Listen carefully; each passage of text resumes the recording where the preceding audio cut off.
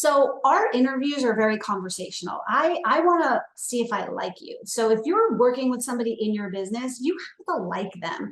If they, have a quirky personality or they just are not your flavor, then you're not going to enjoy going to work and communicating with them. You're not going to enjoy training with them.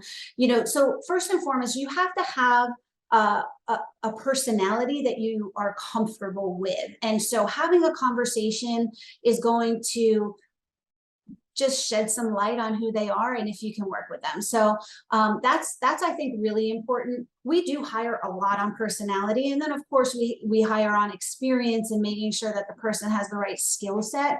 We look for a basic foundation in customer service etiquette. Like, I need you to come knowing the basics of how to speak to people, how to get accurate information, how to control a conversation, be confident and outgoing enough.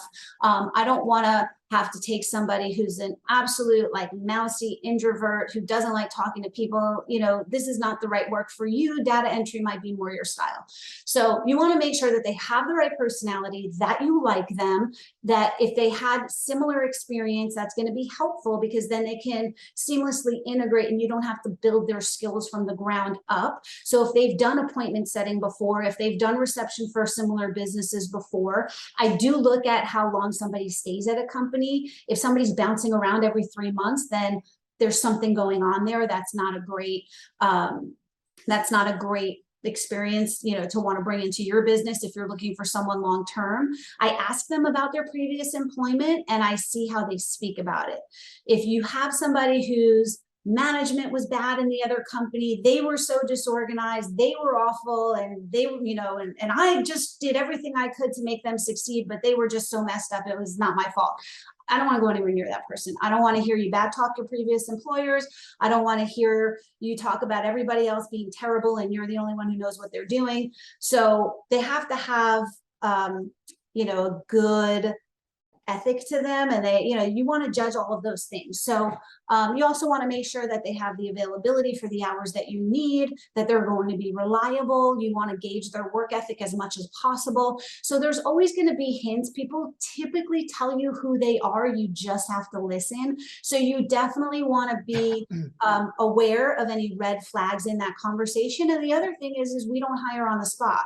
We do at least 2 interviews. We start with a Zoom interview where we kind of gauge their personality. I want to know how you speak. I want to put you on the spot and see how comfortable you are. I ask some difficult, quirky questions. I make jokes and see if they laugh, because if they don't have a sense of humor, I'm not interested. So, that, and then the next step is we send them for an in-person interview in the office, because then my team gets to see them interact and watch and kind of understand what we do. And then we have telltale signs to know if they're deer in headlights and they're totally overwhelmed with our pace. Not a good fit. If they're engaged and they're asking questions and they're trying to wrap their head around it and they're already understanding well, how am I going to do this job? Then we love that, because now they already have a, let me get in there coach mindset.